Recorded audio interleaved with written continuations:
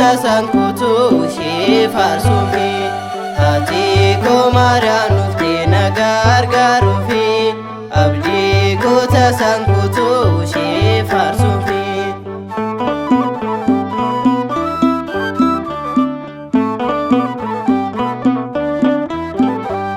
Haadha Yesuus haadha Gooftaa haadha saba hundaa siin kabaja Maariyaami kennaa kan kee addaa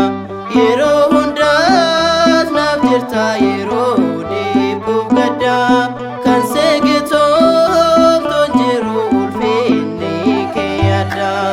ati koo Maariyaam dhuftee na gargaaruufi abdii goota sankutu ishee faarsuufi.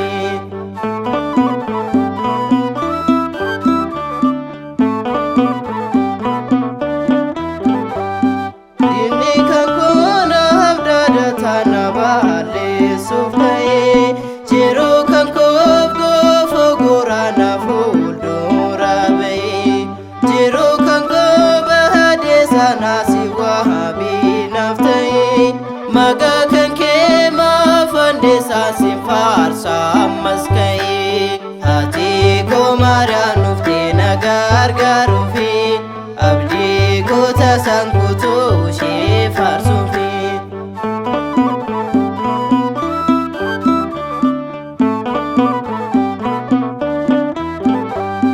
Jaalalli kee ajaa'iba Maariyaam yoon si waamu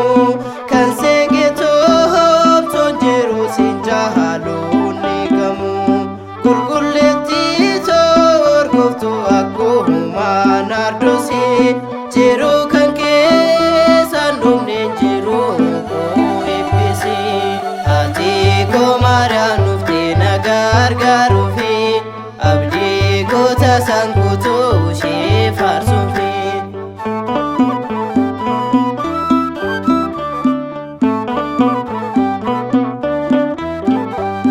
Diinni kan koo naaf daadhataa na balleessuuf ka'ee jiruu kan koof goofoo goraa na fuuldura ba'ee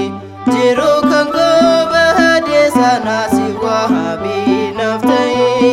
maqaa kan kee maafandeessaa si faarsa ammas ka'ee ati koo Maariyaam dhuftee na gargaaruufi